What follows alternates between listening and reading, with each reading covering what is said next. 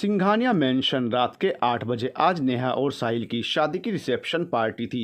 Singhania mention दुल्हनों की तरह सजा हुआ था। चारों तरफ रंगीन लाइटें और उनकी जगमगाहट से चकाचौंध होते मेहमानों की भीड़। फूलों की सजावट से महकता हुआ माहौल और हल्का हल्का बजता हुआ म्यूजिक। शहर के जाने माने बिजनेसमैन से लेकर सारी नामचीन हस्तियां वहां शामिल होने पहुंची थी। साहिल के दोस्तों का भी पूरा ग्रुप आ चुका था। दादू और दादी भी तैयार होकर मेहमानों के स्वागत में लगे हुए थे। नीलिमा और राजीव भी तैयार थे, मगर उनके चेहरे पर वो खुशी नहीं थी जो होनी चाहिए थी। वो ज़बरदस्ती मुस्कुराते हुए मेहमानों से मिलजुल रहे थे। वहीं निया अपनी फ्रेंड्स में बिजी थी। अब बस साहिल और नेहा का इंतज़ार था। मगर कबीर और अवंतिका भी अभी तक नीचे नहीं आए थे। तभी दादू ने निया से कहा कि वो जाकर उन्हें देख कर आए कि इतनी देर क्यों कर रहे हैं। दादू ने निया को आवाज़ दी जो अपनी फ्रेंड्स में बिजी थी। निया बेटा, ज़रा देखो तो सही, आखिर ये चारों कहाँ रह गए, इतनी देर क्यों लगा रहे हैं। सब लोग कब से इंतज़ार कर रहे हैं। दादू की आवाज़ सुनकर निया ने मुड़कर दादू की तरफ देखकर हंसते हुए कहा, आप बिना दादू, एक तो उन्होंने शादी जल्दी कर ली, कम से कम रिसेप्शन में तो टाइम लेने दीजिए। फिर वो वहाँ से ऊपर की तरफ सीढ़ियाँ चढ़ने लगी जो उन सबके कमरों की तरफ जाती थी। कबीर का कमरा, कबीर ब्लैक सूट में तैयार किसी प्रिंस चार्मिंग से कम नहीं लग रहा था। वो बहुत देर से अवंतिका के चेंजिंग रूम से निकलने का इंतज़ार करते हुए उसे आवाज़ें लगा रहा था। बाहर आ जाओ अवंतिका, और कितना तैयार होना है, कुछ भी कह लो, सब तुम्हें नहीं मुझे ही देखेंगे। यानी कि कबीर सिंघानिया को the most handsome person, understand. अभी वो आईने में अपने बाल ठीक करते हुए बोल ही रहा था कि अवंतिका बाहर निकली। उसने पिंक कलर का गाउन पहना हुआ था और उस पर डायमंड ज्वेलरी।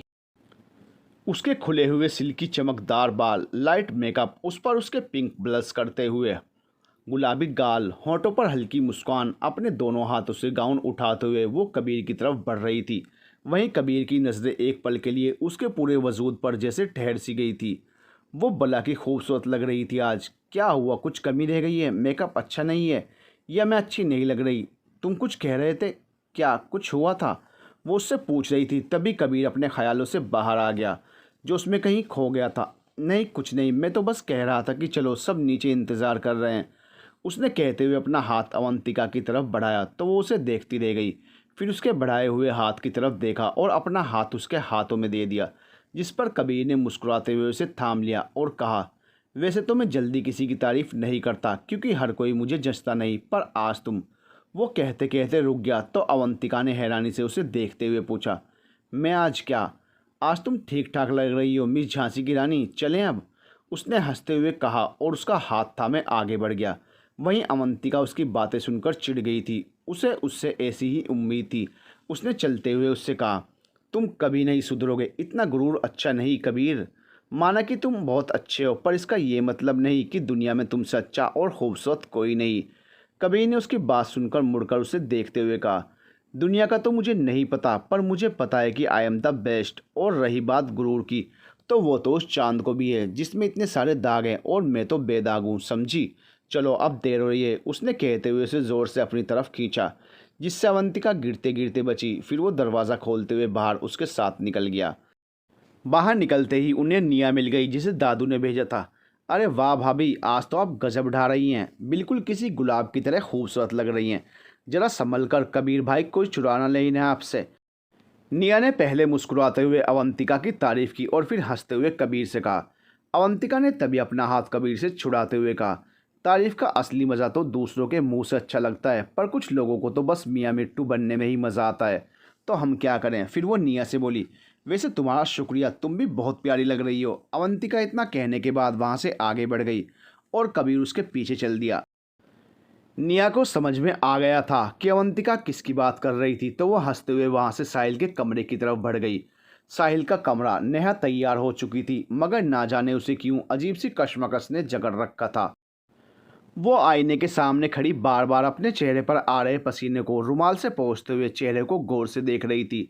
सब कुछ एक सपने जैसा लग रहा था उसे। उसने कभी नहीं सोचा था कि वो कभी किसी और के साथ ज़िंदगी में आगे बढ़ पाएगी, मगर हालात ऐसे हुए कि उसे ना चाहते हुए भी फैसला लेना ही पड़ा। आज पार्टी का थीम ब्लैक सूट और पिंक कलर की ड्रेस ही थी। ऊपर से साहिल ने एक और इजाफा कर दिया था, और वो था कि पार्टी में एंट्री करने के बाद सबको मास्क पहनने थे। नेहा ने भी पिंक कलर का गाउन पहना हुआ था, साथ ही वो ज्वेलरी जो दादी ने उसे तोहफे के तौर पर दी थी। वो आईने के सामने खड़ी ही थी कि साहिल उसके करीब आकर खड़ा हो गया और पीछे से उसकी कमर में हाथ डालते हुए उसे खुद को शीशे में देखते हुए बोला, पूछ सकता हूँ इतनी घबराहट और बेचैनी किस बात की है? उसने कहा तो नेहा ने भी उसे देखा, कुछ भी तो नहीं, तो फिर एसी में पसीना क्यों छूट रहे हैं? उसने कहते हुए अपनी पकड़ और मजबूत कर दी, जिससे नेहा और भी ज़्यादा नर्वस फील करने लगी। साहिल ने फिर उसके दोनों कंधों को पकड़कर उसे अपनी तरफ घुमाया। मैं समझ सकता हूँ कि ये सब तुम्हारे लिए आसान नहीं है, मगर मुश्किल भी नहीं है अगर तुम सोचो तो, इसलिए तो मैंने तुम्हें सोचने का वक्त दिया है। मैं जानता हूँ कि सब कुछ बहुत जल्दी में हो रहा है, पर ट्रस्ट मी, मैं तुम्हारे करीब आने में बिल्कुल भी जल्दबाजी नहीं करूँगा। अब चलो नीचे, सब इंतज़ार कर रहे होंगे। साहिल ने उससे कहा तो वो धीरे से मुस्कुराते हुए उसके सीने से लग गई। तभी दरवाजे पर दस्तक हुई। साहिल भाई, निया ने कहते हुए दरवाज़ा खोला तो सामने उन दोनों को इस तरह देखकर मुड़ते हुए अपनी आंखें बंद करते हुए बोली, नीचे सब लोग इंतज़ार कर रहे हैं और यहाँ आप लोगों का रोमांस नहीं ख़त्म हो रहा है। चलिए जल्दी, दादू ने बुलाया है। वो कहने के बाद रुकी नहीं। नेहा और साहिल दोनों जल्दी से एक दूसरे से अलग हुए और कमरे से निकल गए। कुछ समय बाद पार्टी जोर शोर पर थी। म्यूजिक का शोर, एक से बढ़कर एक खूबसूरत चेहरे मास्क पहने हुए एक दूसरे के साथ डांस कर रहे थे। नेहा साहिल भी डांस कर रहे थे। कबीर अपने दोस्तों के साथ व्यस्त था। राजीव और नीलिमा एक दूसरे में बिजी थे। दादू और दादी मेहमानों के साथ व्यस्त थे। निया अपनी सहेलियों के साथ मगन होकर डांस का मजा ले रही थी। वहीं अवंतिका चुपचाप एक तरफ खड़ी सबको देख रही थी। तभी एक मास्क पहने हुए लंबे चौड़े शख्स ने उसकी तरफ हाथ बढ़ाते हुए उसे डांस के लिए पूछते हुए कहा, मैं आई डांस विद यू? जिसकी आवाज़ सुनकर वो एकदम से चौंक गई और उसने देखने लगी। उसकी आवाज़ तो जानी पहचानी थी, मगर चेहरा मास्क से छुपा हुआ था, जिसे वो पहचानने की कोशिश करते हुए उसे देख रही थी। और इससे पहले कि वो उसे कुछ कहती, उस शख्स ने उसका हाथ पकड़ा और उसे लेकर स्टेज की तरफ बढ़ गया और ज़बरदस्ती उसका हाथ थामे उसके साथ डांस करने लगा। अवंतिका की जैसे मारे घबराहट के जान निकल रही थी। उसकी नज़रें पार्टी में चारों तरफ घूमते हुए कबीर को तलाश रही थी, जो ना जाने कहाँ चला गया था। किसे ढूंढ रही हो? तभी उस शख्स ने दोबारा कहा तो अवंतिका ने हैरानी से उसे देखा, जो अजीब तरीके से मुस्कुराते हुए उसे देख रहा था। वो आंखें मास्क के अंदर से भी वो उन्हें पहचानती थी। तभी उसने कहा, ऐसे क्या देख रही हो जैसे पहली बार देखा हो? मुझे अच्छी तरह से पता है कि तुम मुझे आज तक नहीं भूली हो, और अब मैं वापस आ गया हूँ तो तुम्हें आगे भूलने भी नहीं दूंगा। उस अजनबी ने कहा, जिसकी बात सुनकर अवंतिका चौंक गई और उससे भी ज़्यादा खौफजदा हो गई। वो अजनबी और कोई नहीं बल्कि दिलावर था। मगर वो यहाँ कैसे और कब आ गया? उसे बुलाया किसने? अवंतिका उसे देखते हुए अब सोच रही थी। अवंतिका ने उसे देखकर डरते हुए कांपती आवाज़ में कहा, तुम, मेरा मतलब आप? वो, मैं आपको गलतफहमी हुई है, मैं समझी नहीं आपका मतलब। दिलावर ने उसकी बात सुनकर उसे और अपने करीब खींचा। फिर उसकी आंखों में झांकते हुए वो मुस्कुराकर बोला, दिलावर कभी गलत नहीं होता। लगता है तुम ये बात भूल गई हो इतने सालों में। चलो कोई बात नहीं, अब मैं वापस आ गया हूँ, सब याद दिला दूंगा आहिस्ता आहिस्ता। उसने ये कहने के बाद अवंतिका का हाथ पकड़कर उसे डांस के लिए गोल घुमाया, जिससे अवंतिका गिरते गिरते बची, मगर उसने फिर उसे संभाल कर अपने करीब किया। म्यूजिक अपनी जगह बज रहा था। सारे कपल उसकी धुन पर डांस करते हुए एक दूसरे में खोए हुए थे। बस एक अवंतिका की थी, जो ना जाने कहाँ फंस गई थी। वो इतनी डरी सहमी हुई थी कि उसका दिमाग काम नहीं कर रहा था। उसे समझ आ गया था कि इतने सालों बाद भी, इतना लंबा सफ़र तय करने के बावजूद भी, किस्मत उसे फिर से वहीं पर ले आई है जहाँ से उसने शुरुआत की थी। दिलावर लौट आया था और अवंतिका इस सच को जानकर खुद को संभालने की कोशिश कर रही थी, मगर दिलावर उसके साथ अजीब तरीके से तकलीफ पहुंचाते हुए डांस कर रहा था। अवंतिका की नज़रें चारों तरफ कबीर को तलाश रही थी, मगर ना जाने वो कहाँ था। किसे ढूंढ रही हो? मैं तो यहाँ हूँ। अवंतिका को इधर उधर देखते हुए दिलावर ने उससे कहा। तो अवंतिका ने उसकी तरफ फिर देखा। वो आज भी बिल्कुल नहीं बदला था। वही आंखें गुस्से से भरी हुई, वही तलखी भरी उसकी आवाज़, जिसे सुनकर उसकी रूह तक कांप जाती थी। उसका वही स्पर्श जो उसके बदन के रोंगटे खड़े कर देता था। किसी को नहीं, अवंतिका ने धीरे से कहा। उसे समझ ही नहीं आ रहा था कि वो क्या करे, कैसी मुश्किल में फंस गई थी। तभी अचानक से वहाँ की लाइट्स ऑफ हो गई और चारों तरफ अंधेरा छा गया। लोग इधर उधर भागने लगे। अरे इस लाइट को क्या हुआ? सब आपस में बातें करते हुए इधर उधर जाने लगे, मगर दिलावर अवंतिका को वैसे ही पकड़े हुए था और उसके कानों में धीरे से कहा, ये मत समझना कि मैं तुम्हें हासिल नहीं कर सकता हूँ। चाहे तुम कितनी भी कोशिश कर लो, दुनिया के किसी भी कोने में चली जाओ, मैं तुम्हें ढूंढते हुए वहाँ पहुँच जाऊँगा, जैसे आज पहुँच गया हूँ। तुम सिर्फ मेरी हो, सिर्फ मेरी, और मैं अपनी चीज़ कभी किसी और के हाथों में नहीं देख सकता। ये तो तुम अच्छी तरह से जानती हो। उसने कहने के बाद अवंतिका का हाथ छोड़ दिया और तभी लाइट्स ऑन हो गई फिर से। अवंतिका ने अपने सामने की तरफ देखा मगर वहाँ कोई भी नहीं था। सब लोग दोबारा डांस में बिजी हो गए। म्यूजिक दोबारा से बजने लगा। वहीं कुछ दूरी पर खड़ा कबीर जो अभी अभी आया था अब उसकी तरफ आ रहा था। दिलावर जा चुका था। वो सब उसकी ही चाल थी। उसने अवंतिका को पहचान लिया है और उसे चेतावनी दे गया था कि वो उसे हासिल करने दोबारा ज़रूर आएगा। अवंतिका के डर से हालत ख़राब हो रही थी। माथे पर पसीने छूट रहे थे। शरीर बुरी तरह कांप रहा था। तभी कबीर उसके पास पहुंचा। कबीर, कहाँ चले गए थे तुम? अवंतिका ने उसके पास आते ही उससे कहा। और इससे पहले कि कबीर कुछ समझ पाता अवंतिका अचानक से बेहोश होकर गिरने लगी। तो कबीर ने उसे अपनी बाहों में संभाल लिया। अवंतिका! कबीर ने उसे पुकारा मगर वो अब उसकी बाहों में बेसुध और बदहवास पड़ी हुई थी। उसे कुछ भी होश नहीं था। उसकी आंखें बंद थी और माथे पर वैसे ही पसीने की बूंदें चमक रही थी। ये सब देखकर सारे मेहमान और परिवार वाले वहां दौड़ते हुए आए कि आखिर क्या हो गया। वहीं भीड़ से दूर मेन दरवाजे के पास खड़ा दिलावर ये सब देख रहा था। उसने फिर अपना मास्क उतारकर फेंक दिया और मन ही मन कहा, वही जो नहीं होना चाहिए था। ये बस शुरुआत है, आगे तो बहुत कुछ होगा जिसकी तुम कल्पना भी नहीं कर सकते। कबीर सिंघानिया, तुम्हें नहीं पता कि तुमने कौन सी आफत मोल ली है इस लड़की के भेष में। अब सज़ा तुम्हें भी मिलेगी। उसने जाते जाते पलटकर एक नज़र बेहोश अवंतिका की तरफ देखा जो कबीर की बाहों में गिरी हुई थी और कबीर उसके ऊपर अब पानी के छींटे मारते हुए उसे होश में लाने की कोशिश कर रहा था। दिलावर ये सब देखकर फिर अजीब शातिराना तरीके से मुस्कुराया और फिर बाहर की तरफ बढ़ गया।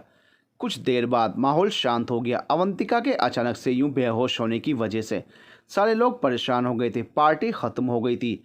सारे मेहमान एक एक करके वापस लौट चुके थे। डॉक्टर आए और अवंतिका का चेकअप करने के बाद बताया कि बीपी लो होने की वजह से वो बेहोश हो गई थी मगर अब ठीक है। कबीर उसे अपने कमरे में ले आया था जहां वो अब गहरी नींद में सो रही थी। सारे घर वाले कुछ देर वहां रुकने के बाद अब अपने अपने कमरों में जा चुके थे। कबीर अवंतिका के सिराने बैठा उसे देखकर सोच रहा था कि अचानक इसकी तबीयत कैसे ख़राब हो गई और उसने ये क्यों कहा कि मैं कहाँ चला गया था। फिर इतनी घबराई हुई क्यों थी, जैसे कोई भूत देख लिया हो। वो उसे देख रहा था और इन सबसे बेखबर अवंतिका की भी अभी तक आंखें बंद थी।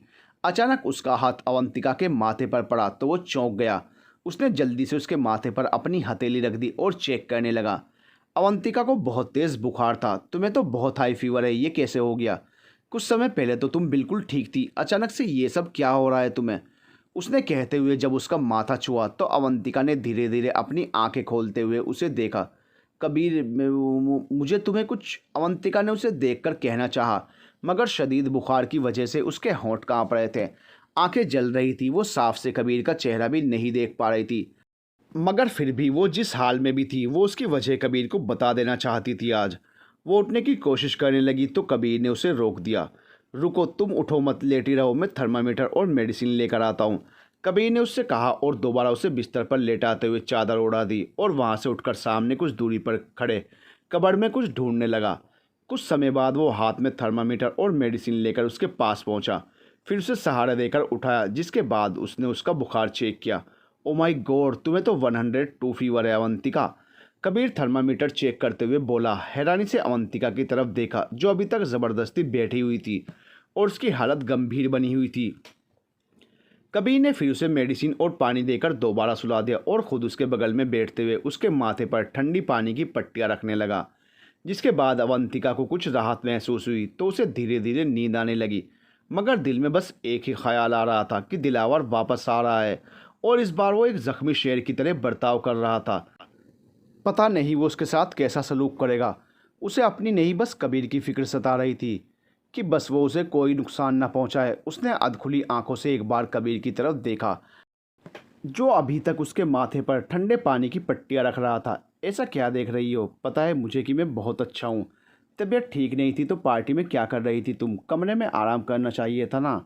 अगर कुछ हो जाता तुम्हें तो मेरा मतलब है कि अब भले ही हमारा रिश्ता एक कागजी ही सही पर है, तो जब तक तुम मेरी बीवी हो तब तक अपना ख्याल रखा करो यार। कबीर उससे बोलते हुए उसे देख रहा था। वो किसी मासूम बच्चे की तरह मासूम आंखों से उसे देख रही थी। फिर उसने धीरे से हूँ कहकर सर हिला दिया और आंखें बंद कर ली जिसके बाद कबीर मुस्कुरा दिया। उसे पता था कि उनका रिश्ता एक कॉन्ट्रैक्ट था मगर ना जाने क्यों उसे आज अवंतिका को इस तरह देखकर अपनी जान निकलती हुई महसूस हुई थी। कहीं मैं इसके लिए सीरियस तो नहीं हो रहा, कबीर मन ही मन सोच रहा था। फिर उसने बेड से टेक लगाकर आंखें बंद कर ली। अवंतिका भी सो चुकी थी। राजीव का कमरा, राजीव सो रहा था, पर नीलिमा को नींद नहीं आ रही थी। वो अपने बिस्तर पर बार बार करवटें बदलते हुए कुछ सोच रही थी। उसे समझ नहीं आ रहा था अचानक से अवंतिका बेहोश कैसे हो गई। पार्टी जब शुरू हुई थी तब तो वो बिल्कुल ठीक ठाक थी। मुझे ऐसा क्यों लग रहा है कि इस लड़की अवंतिका में कुछ तो गड़बड़ है। हो ना हो वो हमसे कुछ ज़रूर छिपा रही है। वो आदमी जिसके साथ वो पार्टी में डांस कर रही थी, मुझे लगा था कि वो कबीर है, मगर नहीं, कबीर तो बाहर था, जो लाइट्स वाले तमाशे के बाद अंदर आया था। फिर ये लड़की इतना फ्रैंक होकर उस आदमी के साथ कैसे? कुछ तो गड़बड़ है। इसने बताया था कि ये अनाथ है, पर यह नहीं बताया था कि ये कौन सा अनाथ आश्रम से है। हो ना हो ये कोई बहुत बड़ी खिलाड़ी है जो हमारे साथ खेल रही है। पर कबीर वो इतना बेवकूफ़ तो नहीं है कि उस सड़क छाप की असलियत ना जान पाए। यकीनन कोई बात है जो हमें नहीं पता है। पर ये लोग जानते नहीं हैं कि मैं कौन हूँ। नीलिमा नाम है मेरा। बरसों से ऐसे खेल खेलती आ रही हूँ और मुझे इस खेल में हराना नामुमकिन है। मुझे घर की वो सारी सीसीटीवी फुटेज देखनी चाहिए जो पार्टी के समय रिकॉर्ड हुई। उसमें कुछ ना कुछ तो ज़रूर होगा जो मुझे उस आदमी तक पहुँचाएगा। उसके बाद कबीर, इतने साल जो मैंने यहाँ सब कुछ बर्दाश्त किया है, ना उसका चुन चुन कर तुमसे बदला लूँगी और मोहरा होगी ये सड़क छाप अवंतिका। वो मन ही मन सोचते हुए अजीब शातिराना तरीके से मुस्कुराई, फिर उठकर बैठ गई। उसने बगल में सो रहे राजीव की तरफ देखा और फिर साइड टेबल पर रखा पानी की बोतल उठाकर पानी पीने लगी। साहिल का कमरा, नेहा बेड पर सो रही थी और साहिल सोफे पर सो रहा था। आज पार्टी में उसकी करीबी ने उसे अजीब सी कश्मकश और उलझन में डाल दिया था। अपने अतीत को भूल पाना इतना आसान नहीं था। वो कोशिश तो कर रही थी, मगर कामयाबी कब मिलेगी ये उसे खुद नहीं पता था। उसने साहिल से कहा था कि वो बेड पर एक साइड आकर सो जाए, मगर वो नहीं माना। कहने लगा, मुझे बेड नहीं तुम चाहिए। जिस दिन तुम मुझे मिल जाओगी सब मिल जाएगा, तब तक के लिए मुझे यहीं सोने दो। अब नेहा को उसे यूं बेचैनी से करवट बदलते हुए देख अफसोस हो रहा था, क्योंकि उसे पता था कि साहिल को अपने बिस्तर की आदत है, इसलिए उसे नींद नहीं आ रही थी और वो सोने का नाटक कर रहा था। फिर जैसे ही साहिल ने उसकी तरफ का रुख किया तो नेहा ने जल्दी से अपनी आंखें बंद कर ली, मानो जैसे बहुत गहरी नींद में सो रही हो। बहुत बड़ा अंधेरे से भरा हुआ कमरा है, चारों तरफ अजीब सी शांति। अवंतिका बेखबर सो रही थी, तभी किसी के चीखने की आवाज़ उसे सुनाई दी। फिर किसी ने उसके हाथ पर अपना हाथ रखा तो उसने चौंकते हुए अपनी आंखें खोली। सामने उसे दो बड़ी बड़ी लाल आंखें घूरते हुए नजर आई। वो सहमते हुए उठकर बैठ गई और कहा, कौन है, कौन हो तुम? अंधेरा इतना था कि उस शख्स की आंखों के अलावा कुछ भी दिखाई नहीं दे रहा था। फिर वो शख्स धीरे धीरे उसके करीब आने लगा। उसका चेहरा अब अंधेरे से उजाले की तरफ बढ़ रहा था। वो मुस्कुराते हुए उसे देख रहा था। अवंतिका ने जब उसका चेहरा देखा तो डर से उसके पसीने छूटने लगे। हाथ पैरों से जैसे जान निकलती हुई महसूस हुई। वो और कोई नहीं, दिलावर था, मगर वो यहाँ कैसे आ सकता है और मैं यहाँ क्या कर रही हूँ? उसने सोचा। तो तुम यहाँ कैसे आ गए? मैं तो कबीर के साथ थी। कबीर कहाँ है? कबीर? अवंतिका ने कांपते हुए होंठों से उससे पूछा, मगर वो उसकी तरफ खामोशी से वैसे ही झुकता चला जा रहा था। फिर उसने उसके करीब आकर उससे कड़े शब्दों में कहा, अब कबीर कभी नहीं आएगा। मैंने उसे मार दिया है। तुम्हारे किए की सज़ा उसे भी मिलनी चाहिए थी ना, हिसाब बराबर। हा हा हा हा हा। वो कहते हुए अब ज़ोर ज़ोर से हंसने लगा। शांत कमरे में उसकी हंसी किसी राक्षस की तरह गूंज रही थी। तुम झूठ बोल रहे हो, ऐसा नहीं हो सकता। अवंतिका ने चीखते हुए उसे ज़ोर का धक्का दिया और वहाँ से उठकर भागने लगी। वो बहुत तेज़ी से वहाँ से भाग रही थी। चारों तरफ अंधेरा था, कुछ भी समझ नहीं आ रहा था कि वो घर था या कुछ और। कुछ भी साफ दिखाई नहीं दे रहा था। दिलावर उसके ठीक पीछे दौड़ते हुए आ रहा था और वो मुड़ मुड़ कर उसे देख रही थी। फूलती हुई सांसें, पसीने से लथपथ चेहरा, लड़खड़ाते हुए पैरों से वो दौड़ने की जी तोड़ कोशिश करते हुए उससे दूर भागने की कोशिश कर रही थी और चिल्ला भी रही थी, कबीर, कबीर, कबीर, कहाँ हो तुम? तुम्हें कुछ नहीं हो सकता। मैं तुम्हें कुछ नहीं होने दूंगी। कहाँ हो तुम? अब उसकी हिम्मत जवाब दे गई थी। वो ज़ोर ज़ोर से रोते हुए उसका नाम पुकार रही थी। तभी उसके पैर से कोई चीज़ टकराई तो वो लड़खड़ाते हुए ज़मीन पर गिर पड़ी और उसकी आंखें एक चीख के साथ बंद हो गई थी। नहीं, तुम नहीं जा सकते, तुम नहीं जा सकते। अवंतिका सपना देख रही थी और नींद में बड़बड़ाए जा रही थी।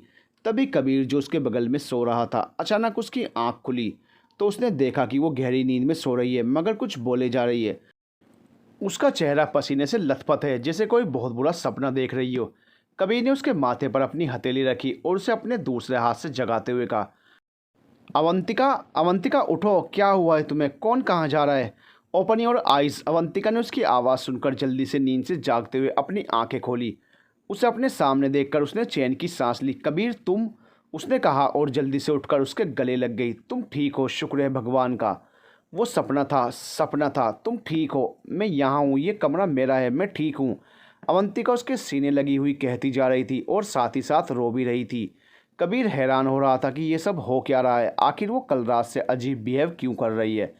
कबीर ने उसे फिर खुद से अलग करते हुए कहा, हाँ मैं बिल्कुल ठीक हूँ, मुझे क्या हुआ है, तबीयत तुम्हारी ख़राब थी, अब कैसा लग रहा है, क्या कोई बुरा ख्वाब देखा तुमने। मैं ठीक, बिल्कुल ठीक हूँ, हाँ सपना था, बहुत बुरा सपना। अवंतिका ने कहा। उसका चेहरा अभी तक पसीने से भीग रहा था और गला सूख रहा था। कबीर ने फिर उसका पसीना सामने रखे टॉवल से पोंछा और गिलास में पानी डालकर उसकी तरफ बढ़ाते हुए कहा, सपना था ना, टूट गया और अब तुम हकीकत में लौट आई हो, सो जस्ट रिलैक्स। फिर वो वहाँ से उठकर खड़ा होते हुए बोला, अच्छा तुम ज़रा फ्रेश हो जाओ, मैं तुम्हारे लिए कुछ खाने को लाता हूँ। उसने कहा तो पानी पीती हुई अवंतिका ने सर हिला दिया, जिसके बाद वो मुस्कुराते हुए उसके सर पर हाथ फेरने के बाद कमरे से बाहर निकल गया। कभी कभी इसकी हरकतें बच्चों की तरह होती हैं, ऐसे तो बहुत बहादुर बनती है। और देखो तो सही, बुरा सपना देख कर डर गई। कबीर कमरे से बाहर निकलते हुए सोचते हुए जा रहा था। साहिल का कमरा। नेहा की जब आंख खुली तो उसने देखा कि साहिल टॉवल पहने अपने कबर्ड से कपड़े निकाल रहा था। वो शायद अभी अभी नहा कर आया था। उसने उसे यूं देखा तो जल्दी से नजरें फेर ली, मगर साहिल ने उसे ऐसा करते हुए देख लिया था तो वह मुस्कुराते हुए उसकी तरफ पलटा। एक ही कमरे में रहते हुए उन दोनों को 2 दिन बीत गए थे, मगर ऐसा मोमेंट पहली बार आया था जिससे नेहा को बुरा फील हो रहा था। क्या हुआ, ऐसे क्या देख रही हो, बिना शर्ट के भी ड्रेसिंग लगता हूँ ना। वैसे इतना हैंडसम होने का क्या फ़ायदा जब तुम मुझे घांसी नहीं डालती। अब जो भी हो, हूँ तो तुम्हारा ही, वो भी पूरा का पूरा जाने मन। साहिल मुस्कुराते हुए उससे कहते हुए अपनी टी शर्ट पहन रहा था। नेहा ने अभी तक दूसरी तरफ अपना चेहरा घुमा कर रखा था। फिर वो चेंज करने के बाद उसके पास आकर बैठ गया और उसके कंधे पर हाथ रखा तो वो जल्दी से उसकी तरफ मुड़ी। वैसे मुझे शर्मीली लड़कियां पसंद है, साहिल ने उससे कहा। मैं शर्मा नहीं रही थी, नेहा ने कहा। तो फिर क्या कर रही थी, बताओ मुझे, साहिल ने पूछा। मुझे बस अच्छा नहीं लग रहा था तुम्हें ऐसे कपड़े चेंज करते देखना, नेहा ने कहा। अब वो उसकी बात सुनकर ज़ोर से हंसा और उसकी आंखों में झांकते हुए बोला, हा हा हा, इसका क्या मतलब है कि तुम्हें अच्छा नहीं लगा, लड़कियां मरती हैं मुझे इस तरह देखने के लिए, और तुम हो कि एनीवे मुझे कभी ये मौका मिलेगा तो मैं कभी ये चांस मिस नहीं करूँगा। उसने नेहा को ऊपर से लेकर नीचे तक देखते हुए कहा। नेहा उसकी आंखों में देख रही थी जिसमें साफ साफ उसकी मोहब्बत झलकती हुई उसे महसूस हुई। नेहा ने उसे खुद से दूर करते हुए धक्का देकर कहा, क्या मतलब है इसका। वही जो तुमने समझा, साहिल ने जल्दी से कहा। मैं कुछ नहीं समझती, समझे, नेहा बोली। कोई बात नहीं, मुझे समझाना भी आता है, कहो तो समझा दूँ। अब वो उसके दोबारा करीब आते हुए बोल रहा था, जिस पर नेहा जल्दी से बेड पर से उठकर वॉशरूम की तरफ बढ़ गई कि इससे पहले कि ये कुछ और कहे मुझे यहाँ से हट जाना चाहिए, मैं फ्रेश होकर आती हूँ, नेहा ने कहा और वहाँ से हट गई। और साहिल अभी तक हंस रहा था। देखता हूँ कब तक खुद को मुझसे दूर रख पाती है, उसने मन ही मन सोचा। कबीर का रूम। कबीर अवंतिका को टोस्ट पर जैम लगाकर देते हुए उसे नाश्ता करवा रहा था और साथ ही साथ उससे पूछ भी रहा था कि उसने सपने में ऐसा क्या देखा था जो वो इतना डर गई थी। तो क्या देखा सपने में तुमने, कबीर उससे पूछ रहा था। उसकी बात सुनकर अवंतिका ने टोस्ट खाते हुए उसे देखा और जल्दी से उसे निगला। ऐसा लग रहा था जैसे गले में वो अटक गया हो। उसने फिर जल्दी से जूस का गिलास उठाकर पीते हुए कबीर को दोबारा देखा। वो अभी तक उसे ही देख रहा था, शायद जवाब के इंतज़ार में था। मुझे लगता है तुम्हें सच में कोई बीमारी है, कबीर ने फिर कहा। अवंतिका चौंक गई। क्या मतलब, आई मीन तुम्हें हमेशा डरावने सपने आते हैं, मैंने नोटिस किया है, कबीर ने कहा। ऐसा कुछ नहीं है, मैं बस ऐसे ही। अवंतिका ने जूस का गिलास वापस रखते हुए उससे कहा। वो साफ मुकर गई थी, जबकि ये सच था। जब से उसने राजस्थान छोड़ा था तब से उसे ऐसे ही सपने आते थे जो उसका पीछा आज तक कर रहे थे। मान भी लो तुम डर गई थी, पर किससे, कबीर ने दोबारा पूछा। तुमसे डर गई थी, तुम्हें देखा था सपने में मैंने, बहुत डरावने लग रहे थे, बड़ी बड़ी आंखें, नुकीले दांत और घुंघराले बाल, बिल्कुल स्याह रंग। अवंतिका अब उसके सवाल का जवाब वैसे ही देते हुए बोली, क्या मैं और हॉरिबल, मुझे लगता है तुम्हारी मेमोरी लॉस्ट हो गई है, शायद बेहोशी की वजह से खुद को देख लिया होगा, वरना कबीर सिंघानिया को देखकर लोगों का दिन बन जाता है, ना कि रातों को लोग डरते हैं। वो उठकर खड़े होते हुए अपने स्टाइल में बोलते हुए उसके सर पर धीरे से मारता है। खुश फहमी में जीने की आदत है तुम्हें, अवंतिका ने चिढ़ते हुए कहा। तुम नहीं सुधरोगी। एनीवे छोड़ो ये सब बातें, तुम्हें समझ नहीं आएंगी। अच्छा ये बताओ, पहले से ठीक हो, कहो तो डॉक्टर के यहाँ चलें। नहीं, मैं ठीक हूँ, इसकी ज़रूरत नहीं है, अवंतिका ने कहा। तो मैं ऑफिस जाऊँ या तुम्हारे पास ही रुकूँ? कबीर ने कहा। ऐसे क्यों बिहेव कर रहे हो, सच बताना। आजकल तुम इतने केयरिंग क्यों हो रहे हो? बात क्या है? क्या चल रहा है तुम्हारे मन में? अवंतिका को अब उसका बिहेवियर अजीब सा लग रहा था। लो, एक तो तुम्हारी वजह से मैं रात भर ठीक से सोया नहीं। सुबह सुबह अपने हाथों से लाकर तुम्हें ब्रेकफास्ट करवा रहा हूँ और तुम्हें लग रहा है कि मैं कोई गेम खेल रहा हूँ। भलाई का ज़माना नहीं है, कबीर ने उसे घूरा। आदत नहीं है ना मुझे तुम्हारी इतनी मेहरबानी की, तो इसलिए पूछ रही हूँ, अवंतिका बोली। नहीं है तो डाल लो, क्योंकि जब तक तुम यहाँ हो हमारा रिश्ता भले ही एक डील सही पर है तो। और एक बात, मैं हूँ ही इतना अच्छा कि मुझसे दूसरों का दुख देखा नहीं जाता। चलो बातें बहुत हो गई, मुझे ऑफिस के लिए तैयार होना है। कबीर ने अपनी बात ख़त्म की, जिस पर अवंतिका ने मन में सोचा, कुछ भी हो, ये मियाँ मिट्टू बने बिना नहीं रह सकता।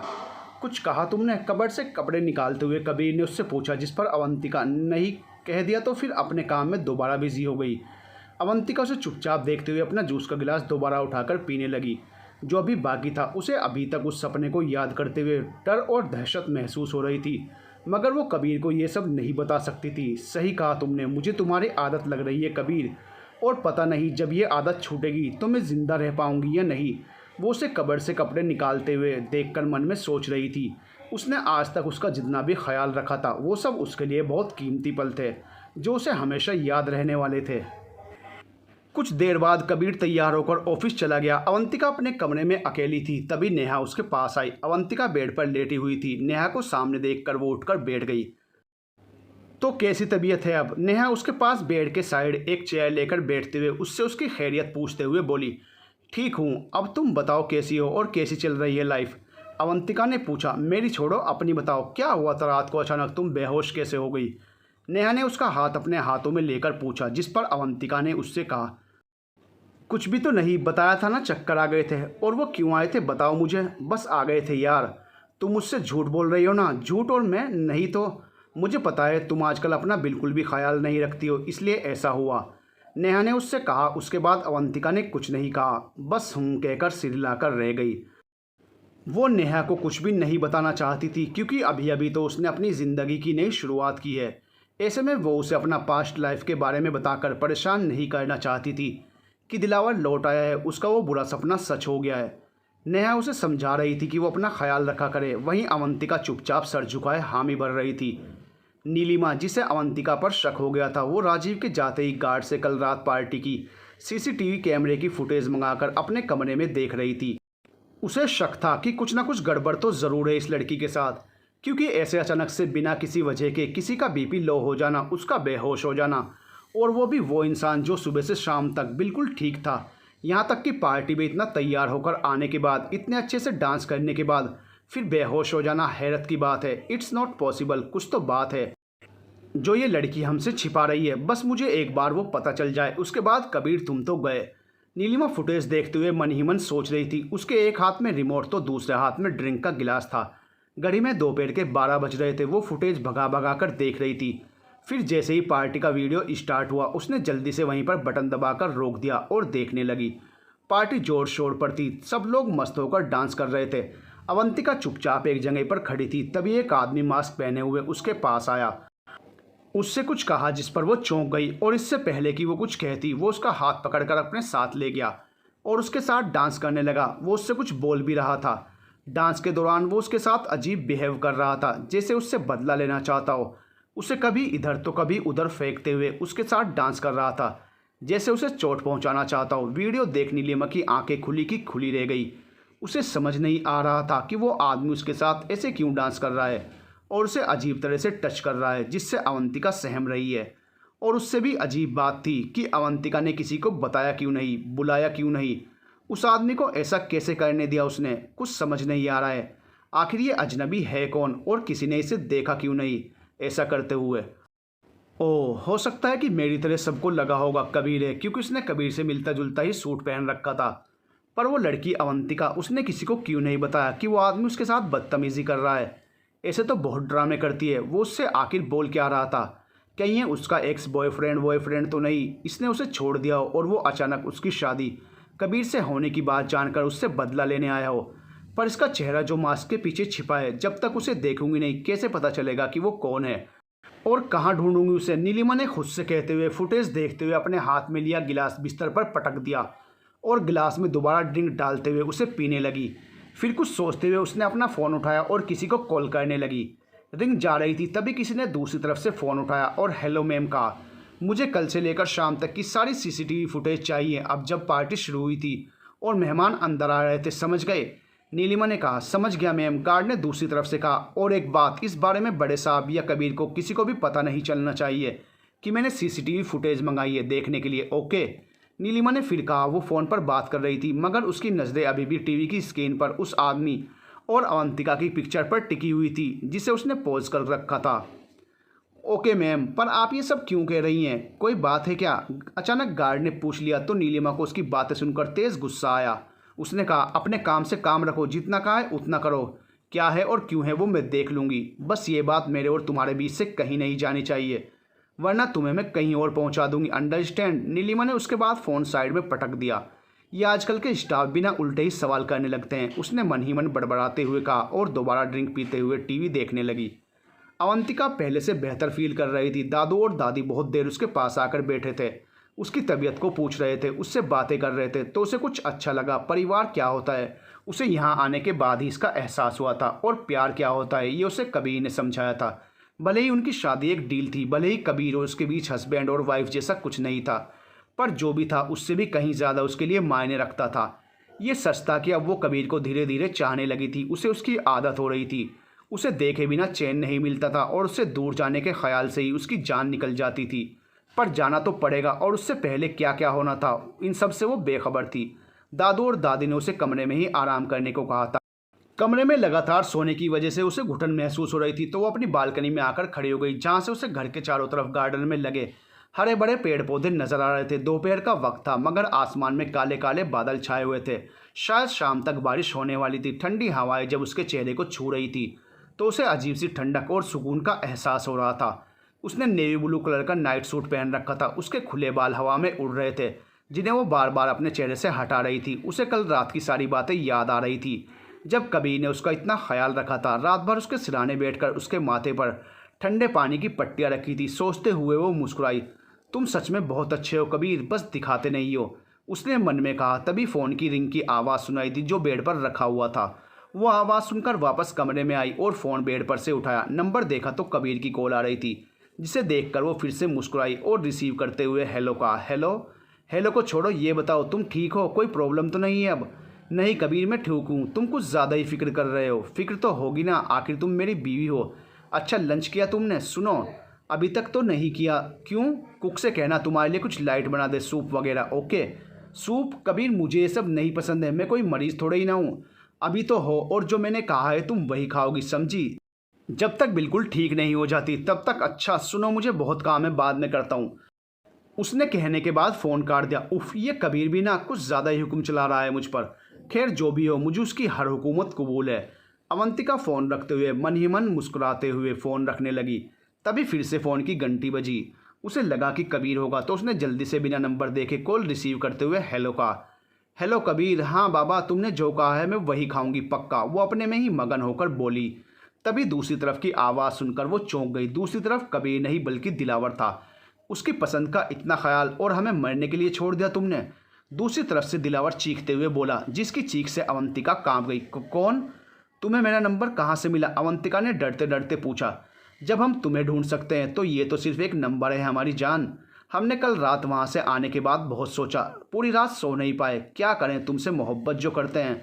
हमें लगा था कि तुमसे गलती हो गई है, पर कोई बात नहीं, माफ़ कर देंगे। पर नहीं, तुमसे गलती नहीं, गुनाह हुआ है, हमें धोखा देने का गुनाह, जिसकी कीमत तो तुम्हें चुकानी होगी। हमें छोड़कर किसी और के साथ मोहब्बत भरी बातें कर रही हो, उससे शादी भी कर ली, उसके साथ रह रही हो, उसकी पसंद नापसंद का इतना ख्याल। वो गुस्से से अभी बोल ही रहा था कि अवंतिका ने जल्दी से फ़ोन काट दिया। उसकी आगे की बातें सुनने की हिम्मत नहीं थी उसमें, जिसके बाद दिलावर हेलो हेलो करता रह गया।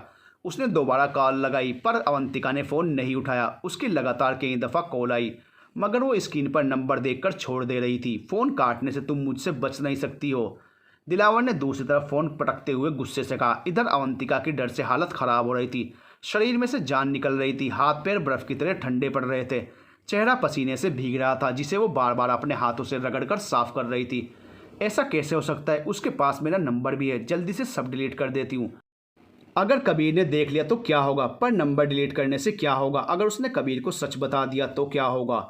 नहीं नहीं, ऐसा नहीं होना चाहिए, मैं ऐसा नहीं होने दूंगी। वो खुद को समझा रही थी। गला प्यास से सूखा जा रहा था। उसने जल्दी से गिलास में पानी डाला और पीने लगी। तभी दरवाजे पर किसी की दस्तक हुई तो उसने चौंक कर पलटते हुए देखकर पूछा, कौन है? फिर दरवाज़ा खुला। सामने नीलिमा खड़ी थी। वो फिर अंदर चली आई। अवंतिका ने जल्दी जल्दी खुद को संभाला। उसे अपने कमरे में देखकर अवंतिका हैरान थी कि अचानक से यहाँ क्यों आई है। मैं हूँ, सोचा तुम्हारी तबीयत पूछ लूँ, अब कैसी हो? नीलिमा उसके पास आकर बोली और बैठ गई। अवंतिका ने उसे देखकर कहा, जी बिल्कुल ठीक हूँ, शुक्रिया आपका। इसमें शुक्रिया की क्या बात है? अब भले ही मैं तुम्हारी अपनी सांस नहीं हूँ, पर चिंता तो होती है ना, आखिर हम एक फैमिली मेंबर्स जो ठहरे। नीलिमा ने कहा तो अवंतिका ने हाँ कहकर सर हिला दिया। आगे कुछ नहीं बोली। तो कल रात तुम्हें अचानक क्या हुआ था? बेहोश कैसे हो गई? नीलिमा ने फिर इतराते हुए पूछा। उसके बिहेवियर से अवंतिका को समझ आ रहा था कि वो यहाँ उसकी तबीयत पूछने नहीं, कुछ और ही करने आई थी। बताया तो था, चक्कर आ गए मुझे, अवंतिका ने कहा, जिस पर नीलिमा अजीब तरीके से मुस्कुराते हुए बोली। और वो चक्कर किसकी वजह से आए थे तुम्हें? जिसके साथ तुम डांस कर रही थी उसकी वजह से, है ना? नीलिमा की बातें सुनकर अवंतिका की आंखें फटी की फटी रह गई। इससे पहले कि वो उनके सवाल का जवाब देती तभी कमरे का दरवाज़ा फिर से खुला और कबीर कमरे में आ गया। और आते ही उन्हें देखकर उसने हैरानी से पूछा, आप यहाँ क्या कर रही हैं? मैं अपनी बहू की तबीयत पूछने आई थी, नीलिमा ने उठते हुए जवाब दिया। अवंतिका चुपचाप बैठी उन्हें देख रही थी। बहू? कमाल करती हैं आंटी आप भी, बिना बेटे के आपकी बहू कहाँ से आ गई? कबीर ने गुस्से से कहा। कबीर अपनी हद में रहो, नीलिमा बोली। अब दोनों बहस कर रहे थे। और आप मेरी बीवी से दूर रहें वरना मैं अपनी हद भूल जाऊंगा। जाइए यहाँ से, उसका ख्याल मैं खुद रख सकता हूँ। मुझे आपकी ज़रूरत ना कल थी और ना आज। कबीर ने उससे कहा तो उसने गुस्से से एक नज़र फिर अवंतिका को देखा और पैर पटकते हुए कमरे से बाहर निकल गई। तुम्हें तो बस बहस करने का बहाना चाहिए, वो जाते जाते बोली। कबीर अब अवंतिका को देख रहा था। तो कैसा लग रहा है अब? इन्होंने तुमसे कुछ कहा तो नहीं?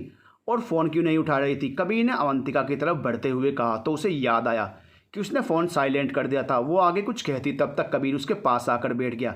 क्या हुआ, क्या सोच रही हो? सच कहूँ तो मुझे तुम पर बिल्कुल भी भरोसा नहीं था कि तुम क्या खाओगी, समझी? इसीलिए चलाया और कुक से भी कह दिया है सूप बनाकर कमरे में ही ले आए।